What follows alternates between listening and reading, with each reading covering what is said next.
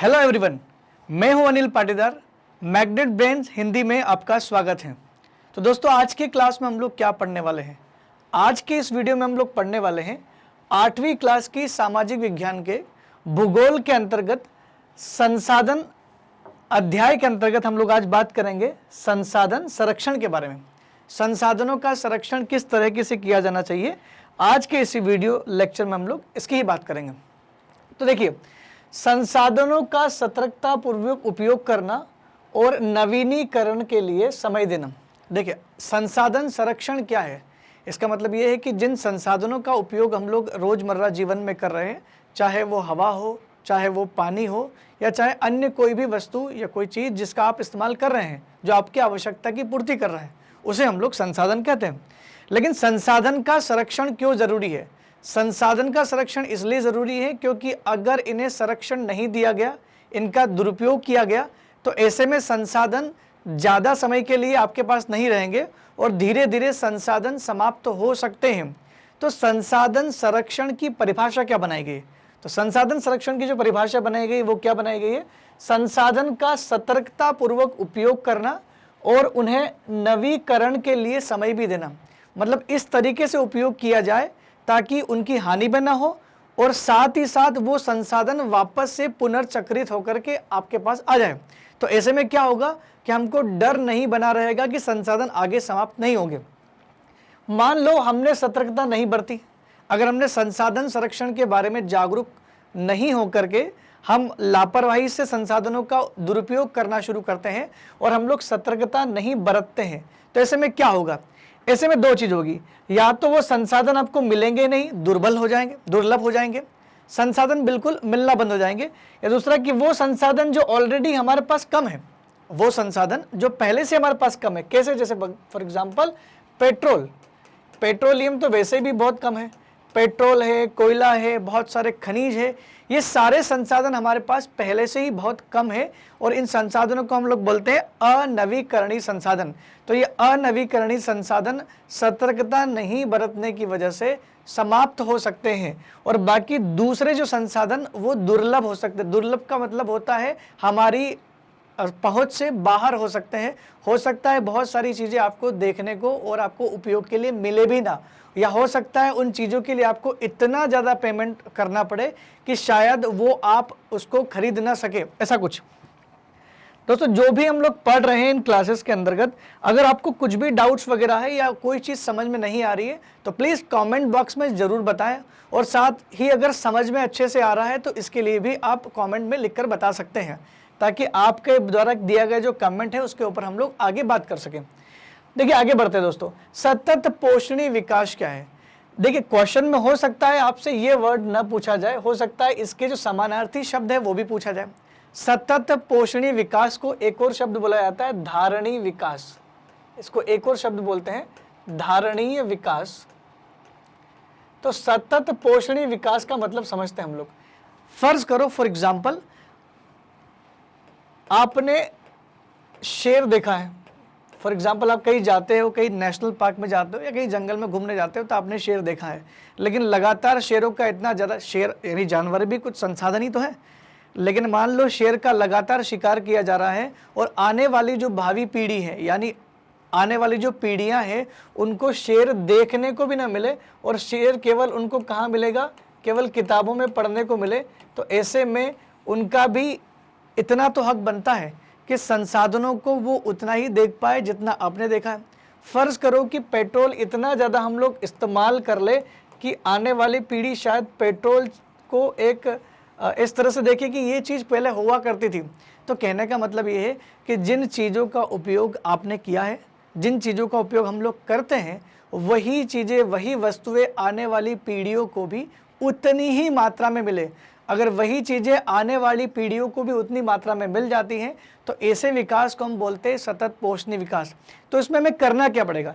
इसमें हमें करना पड़ेगा कि वस्तुओं का, यानी जो संसाधन है उनका सावधानी पूर्वक उपयोग करना पड़ेगा।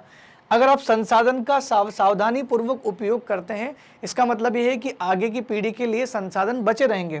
इसका मतलब जो वर्तमान पीढ़ी की आवश्यकताओं की पूर्ति करने के लिए जितने भी संसाधन उपलब्ध हैं, आने वाली जो भावी पीढ़ी है उसके लिए भी उतने ही संसाधन होने चाहिए। जो आवश्यकता की पूर्ति हमारी हुई है उतनी की उतनी पूर्ति आने वाली पीढ़ी को भी हो। अगर आपने कभी पानी के लिए पैसा नहीं चुकाया है, आपको पानी जल फ्री ऑफ कॉस्ट निशुल्क मिला है, तो आने वाली पीढ़ियों को भी पीने का पानी और इस्तेमाल करने का जो पानी होता है वो फ्री ऑफ कॉस्ट मिलना चाहिए या नॉमिनल फीस में मिलना चाहिए, ऐसा कहने का मतलब है। तो लेकिन अगर हम लोग इसका बहुत ज़्यादा दुरुपयोग करेंगे, अगर हम लोग ऐसा काम करेंगे कि जिससे संसाधन वेस्ट हो रहे हैं, संसाधन खराब हो रहे हैं और हम लोग ज़्यादा मात्रा में इस्तेमाल कर रहे हैं, तो ऐसे में उसे सतत पोषणीय विकास नहीं कहा जाएगा। दोस्तों, आजकल सबसे ज़्यादा जो वर्ड पर ध्यान दे रही है सरकारें वो है सतत पोषणीय विकास। हमारे साथ साथ आने वाले पीढ़ी के भविष्य को भी ध्यान में रखना। फ़र्ज़ करो मैं आपसे ऐसा कहूँ कि जितना कागज़, जितनी किताबें पढ़ने और जितने नोटबुक आपको लिखने के लिए प्रोवाइड किए जाते हैं, जितना कागज़ आपने अपने जीवन में इस्तेमाल किया है, उतना ही कागज़ आने वाली पीढ़ियों को भी मिल जाए, तो उसी को बोलेंगे सतत पोषणीय विकास।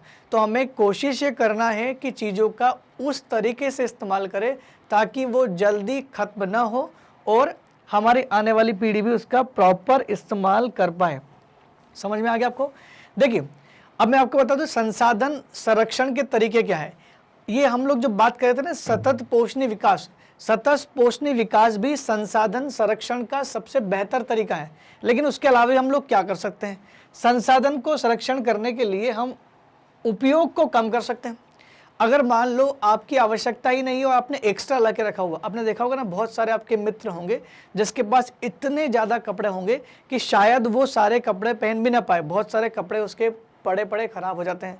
उनके पास इतने जूते होंगे, किसी किसी के पास मोबाइल, लैपटॉप, टीवीज़ वगैरह बहुत ज़्यादा चीज़ें होती हैं। अगर वो अपनी आवश्यकता से ज़्यादा खरीदता है तो मार्केट में उसकी प्राइस बढ़ जाएगी और ऐसे में जो गरीब लोग हैं वो उसका इस्तेमाल नहीं कर पाएंगे। इसका मतलब ये है कि आपको जितना चाहिए उतना उपयोग करना चाहिए। वैसे भी भोजन में भी बचपन से घर में भी आपको सिखाते हैं कि उतना ही भोजन थाली में रखना चाहिए जितना आप खा सको, क्योंकि थाली में आपकी आवश्यकता से ज़्यादा अगर आप भोजन रखते हैं तो उस भोजन को आपको फेंकना पड़ सकता है। हो सकता है कि वो भोजन किसी गरीब व्यक्ति की आवश्यकता की पूर्ति कर सकता था, लेकिन हमारी लापरवाही की वजह से या हमने ज़्यादा ही उसका इस्तेमाल किया जितना हमें ज़रूरत नहीं थी, तो ऐसे में वो चीज़ क्या हो गई, वेस्ट हो गई। संसाधनों को संरक्षण करना अगर है तो एक सबसे अच्छा उपाय क्या है, उपयोग को कम कर देना चाहिए और वैसे भी हमें चीज़ों को कम ही उपयोग करना चाहिए। दूसरा, पुनर्चक्रण और पुनः उपयोग। देखिए, लॉकडाउन जब लगा था ना तो बहुत सारे लोगों ने घर पे रखी हुई पुरानी चीज़ों का इस्तेमाल किया था। जैसे अगर आप इस चित्र में देख पा रहे हो तो ये बच्चे क्या कर रहे हैं, जितने भी ये बच्चे यहाँ पर बैठे हुए, ये पुरानी चीज़ों को, घर की पुराने कागज़, बाल्टी और पुरानी चीज़ों को इस्तेमाल करके जो ख़राब हो चुकी हैं उनको यूज़फुल, उन्हें पुनः उपयोगी बना रहे हैं। तो एक ये भी कर सकते हैं संसाधन संरक्षण के लिए कि जो चीज़ आपके काम की नहीं रही, आपको ऐसा लग रहा है, तो हो सकता है उसको थोड़ा सा बदलाव करके और उसे पुनः उपयोग में लाया जाए। जब किसी चीज़ को, किसी संसाधन को पुनः उपयोग में लाया जाता है तो उसको हम लोग बोलते हैं पुनः चक्रण। मेरे ख्याल से यहाँ तक आपको बात समझ में आ गई होगी। तीसरा तरीका क्या है संसाधन संरक्षण का? तीसरा तरीका वही जो मैंने बताया, पुरानी सामग्री को उपयुक्त बनाना। बहुत सारे लोग घर पे पड़ी हुई चीज़ें, जैसे आइसक्रीम की जो हम लोग आइसक्रीम खाते हैं तो उसके बाद जो बचा हुआ जो इस्तेमाल करके जो बची हुई चीज़ें होती हैं उससे हम लोग कई बार डेकोरेटिव चीज़ बना लेते हैं। कागज़ हमारे पास पड़े होते हैं तो उनको कलरफुल बना करके हम लोग घर में डेकोरेशन कर लेते हैं। और बहुत सारी बाल्टियाँ या बहुत सारे पुराने जो प्लास्टिक के बर्तन बचे होते हैं या उनको हम लोग मिट्टी डाल के उसमें पेड़ पौधे लगाते हैं। तो ये सारी चीज़ें हम लोग कर सकते हैं। तो वो चीज़ जो आपकी ख़राब हो चुकी थी उनको हम लोग, पुरानी चीज़ों को पुनः इस्तेमाल करें तो हमें नई चीज़ खरीदने के लिए अलग से परेशान नहीं होना पड़ेगा। जैसे पुराने वस्त्र और बांस से लिफाफे और थैले तैयार करना। वैसे भी जो ये कपड़े के थैले तैयार किए जाते हैं, अगर आप घर में पड़े पुराने वस्त्र से कपड़े बना लेते हैं तो जो प्लास्टिक का उपयोग हम लोग करते हैं जो कि पर्यावरण प्रदूषण के लिए बहुत नुकसानदायक है, उसको हम बचा सकते हैं, उससे बच सकते हैं। देखिए, बार बार लोग ये बोलते हैं कि सरकार पर्यावरण प्रदूषण को कम करने के लिए पॉलीथीन वगैरह पर बैन नहीं लगा रही है, ये नहीं कर रही है, लेकिन सरकार के करने से कुछ नहीं होगा। जब तक कि एक एक व्यक्ति संसाधन के संरक्षण में अपना योगदान नहीं देगा, तब तक संसाधनों का संरक्षण पॉसिबल नहीं है, तब तक पर्यावरण का प्रदूषण नहीं रुक सकता। इसमें जनता की भागीदारिता बहुत अहम है, बहुत ज़रूरी है। आगे बढ़ते, सतत पोषणीय विकास की बात अभी मैंने आपको की कि ऐसा विकास जो भावी पीढ़ी को देखते हुए किया जाए उसको हम लोग सतत पोषणीय विकास कहते हैं। धारणीय विकास भी उसी को कहते हैं। अगर मैं आपसे कहूं कि सतत पोषणीय विकास के सिद्धांत क्या है, किस तरह से सतत पोषणीय विकास को किया जा सकता है, यानी देश की सरकारें जो है वो किन बिंदुओं पर ध्यान देती है या लोगों को जागरूक करने के लिए वो क्या क्या नियम बनाती है, तो अगर देश में सतत पोषणीय विकास करना है या आप चाहते हैं कि भावी पीढ़ी को व्यवस्थित चीज़ें मिले, तो सतत पोषणीय विकास के सिद्धांत क्या क्या हो सकते हैं, तो उसके कुल मिलाकर के 6 सिद्धांत जो हैं आपकी एनसीईआरटी में दिए गए हैं। पहला सिद्धांत, जीवन के सभी रूपों का आदर और देखभाल करें। देखिए, जीवन के सभी रूपों का आदर और देखभाल का मतलब क्या होता है। गर्मी के दिनों में अक्सर आपने देखा होगा कि पानी की बड़ी समस्या होती है और बहुत सारे पक्षी जो होते हैं जिनको पानी नहीं मिल पाता। बहुत सारे लोग शहरों और गांवों में क्या करते हैं, उन पक्षियों के लिए अलग से पानी के लिए कुछ पात्र रखते हैं जिसमें वो पानी भर देते हैं। अब वो क्या कर रहे हैं, उनको उन पक्षियों से कोई लेना देना तो नहीं है, लेकिन फिर भी वो लोग क्या करते हैं, सतत पोषणीय विकास को बढ़ावा देने के लिए जीवन के सभी रूपों का आदर करते हैं। बहुत सारे लोग अपने घर के बाहर एक छोटी सी टैंक बनवाते हैं जिसमें पानी भर देते हैं, ताकि जो गाय और अन्य पशु जो घूम रहे होते हैं, जिनको गर्मी के समय में पानी नहीं नसीब होता है, उन जीवों को अगर हम लोग पानी पिला रहे हैं, तो ये पहला पॉइंट उसके लिए है, जीवन के सभी रूपों का आदर एवं देखभाल करना। दूसरा जो सिद्धांत वो बोलता है, मानव जीवन की गुणवत्ता को बढ़ावा देना। देखिए, मानव जीवन की गुणवत्ता को बढ़ावा, इसका मतलब ये नहीं हो सकता है कि आप ज़्यादा से ज़्यादा चीज़ों का इस्तेमाल करें। मानव जीवन की गुणवत्ता बढ़ाना, इसका मतलब आपके पास इतना अच्छा, आपकी सोच इतनी अच्छी होनी चाहिए कि हम लोग संसाधनों का उस तरीके से उपयोग करें कि उनका दुरुपयोग नहीं हो। तीसरा पॉइंट, पृथ्वी की जीवन शक्ति और विविधता का संरक्षण। पृथ्वी की जीवन शक्ति क्या है, पृथ्वी पर जीवन संभव क्यों है। पृथ्वी पर जीवन संभव है क्योंकि पृथ्वी पर ऑक्सीजन मिलती है। पृथ्वी पर जीवन संभव क्यों है, क्योंकि पृथ्वी जो है उसके वायुमंडल में एक ओजोन लेयर होती है, आपने शायद इसके बारे में पढ़ा होगा। तो ओजोन लेयर हो या पृथ्वी पर प्राप्त ऑक्सीजन हो या फिर पृथ्वी पर जो पाया जाने वाला जो जल है, पानी है, ये तीनों चीज़ें बड़ी इंपॉर्टेंट है पृथ्वी पर जीवन के लिए। तो ये पृथ्वी की जीवन शक्तियाँ कहलाती है। इन तीनों चीज़ों को भी हमें बेहतर तरीके से इनका संरक्षण करना होगा और विविधता का भी संरक्षण करना पड़ेगा। विविधता मतलब अगर एक जगह पर एक साथ अलग अलग प्रजातियां रह रही हैं, चाहे इंसान हो, चाहे पक्षी हो, चाहे जानवर हो, चाहे पेड़ पौधे हो, ये सारी अलग अलग स्पीसीज क्या कहलाती है, विविधता कहलाती हैं। तो हमें इन विविधता को भी संरक्षित करना होगा। तो अगर आप ऐसा कर पाते हैं तो सतत पोषणीय विकास के सिद्धांत पर खरे उतरेंगे। नेक्स्ट जो पॉइंट है आपका वो है प्राकृतिक संसाधनों का ह्रास को कम करना। प्राकृतिक संसाधन क्या है, प्राकृतिक संसाधन हर वो चीज़ जो प्रकृति हमें निःशुल्क देती है। इससे पिछले वीडियो में हमने प्राकृतिक संसाधनों के बारे में बेहतर तरीके से चर्चा की थी और मैंने आपको बताया था कि प्राकृतिक संसाधन क्या होते हैं जो हमें प्रकृति से निःशुल्क प्राप्त होते हैं और जिसे बिना किसी संशोधन के हम लोग इस्तेमाल करते हैं। अब प्राकृतिक संसाधनों के ह्रास को कम करना, इसका मतलब हमें इस तरह से उपयोग करना। देखिए, भले ही लोग बोलते हैं कि पानी जो है बहुत है, हमारे पास इतना पानी है, पूरा धरती जो है 71% जो है वो पानी से भरा हुआ है, लेकिन देखिए इतना भरा हुआ है उसके बाद भी जो पानी है वो हम लोग उसको पॉल्यूट कर रहे हैं। बार बार सरकारें बोल रही है कि पानी का इस्तेमाल बेहतर तरीके से किया जाए, जो चीज़ें फेंक रहे हैं नदियों में वो ना फेंके। तो प्राकृतिक संसाधनों का ह्रास हो रहा है, उनमें कमी हो रही है, उसको कम करना है। तो ऐसा करेंगे तो सतत पोषणीय विकास बिल्कुल अचीव किया जा सकता है। नेक्स्ट पॉइंट है आपका पर्यावरण के प्रति व्यक्तिगत व्यवहार और अभ्यास में परिवर्तन। पर्यावरण के प्रति आपका व्यवहार कैसा है। पर्यावरण का मतलब होता है हमारे आसपास जो जितना भी आवरण है उसी को हम लोग पर्यावरण बोलते हैं, जिसमें सारी प्राकृतिक चीज़ें होती हैं। अगर हम लोग हमारे आसपास के जो जितना भी पर्यावरण है उसका देखभाल नहीं कर रहे हैं, हम ये नहीं देख रहे कि अगर मान लो कोई दूसरा आदमी कचरा कर रहा है तो उसको भी आपको रोकना चाहिए। हमारा व्यवहार अभी क्या है कि हम कचरा नहीं करेंगे, हम पर्यावरण को नहीं नुकसान पहुंचाएंगे, या मैं पेड़ों की कटाई नहीं करूंगा, ये मेरा व्यक्तिगत मामला है। अगर मैं ऐसा कहूं कि कोई दूसरा व्यक्ति ऐसा कर रहा है तो दूसरे व्यक्ति को भी रोकना हमारा फर्ज है। तो कहना क्या चाह रहे हैं कि आपका जो व्यवहार है व्यक्तिगत और अभ्यास है उसमें थोड़ा परिवर्तन की जरूरत है। आप केवल ये नहीं देखना कि आप ये नहीं कर रहे हैं, आप दूसरे को भी पर्यावरण को हानि पहुंचाते हुए अगर आप देखते हो तो उसको भी ऐसा करने से मना करना पड़ेगा। लास्ट पॉइंट जो है वो है समुदायों को अपने पर्यावरण की देखभाल करने के लिए योग्य बनाना। समुदाय में पर्यावरण से संबंधित एक जागरूकता फैलाना। हमारे देश में वैसे भी ग्रीन आर्मी नाम से बहुत सारे लोग जो एनजीओ चलाते हैं वो बार बार पर्यावरण से संबंधित बातें करते हैं कि आप इस तरह के काम ना करें ताकि पर्यावरण को हानि हो, पर्यावरण में भी जीवन है, वो बार बार इस चीज़ को बोल रहे हैं, जल ही जीवन है, ऐसी बहुत सारे नारे आपने सुने होंगे। इसका मतलब है जो समुदाय है, जो हमारा समाज है, जो सारे लोग हैं, इनको इतना जागरूक किया जाए ताकि ये पर्यावरण का बेहतर तरीके से संरक्षण कर पाए। दोस्तों आगे बढ़ते हैं। देखिए हमारा कर्तव्य क्या है।